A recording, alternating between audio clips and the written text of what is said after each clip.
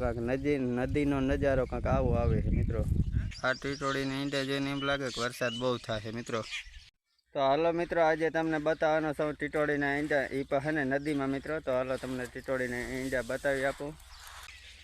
તો ટીટોળી આમ વહી રહી છે મિત્રો, અને ટીટોળીના ઈંડા બે જગ્યાએ છે મિત્રો। તો ઘણા બધા લોકો એમ કહેતા હોય છે કે જો નદીમાં ઈંડા હોય ને તો લગભગ મેં છે ને મિત્રો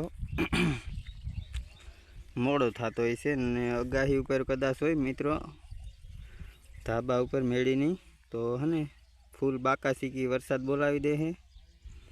અને જો કાંક આ રીતના ઈંડા છે મિત્રો, તો આમ હરખા આમ ખૂતમાં ઈંડા હોય છે ને મિત્રો તો વરસાદ બહુ થાય છે ને। આમ જોઈ લો આ રીતનો વરસાદ છે, કાંક આમાં મોરના ડોહા જોતા હોય છે મિત્રો વરસાદ।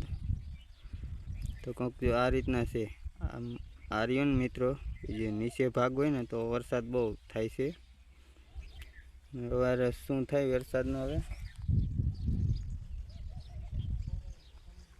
આવા છે મિત્રો ઈંડા, ને ઓલા થાંભળા ઉડકવા માંડ્યા ને અડધા જે બપોરા કરે જો નદીમાં।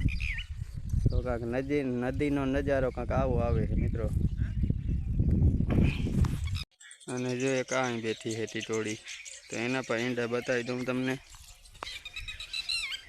ભાઈ નદીઓમાં ઈંડા મૂકે છે કંઈક ભાઈ। આ ટીટોળીને ઈંડા જોઈને એમ લાગે કે વરસાદ બહુ થશે મિત્રો।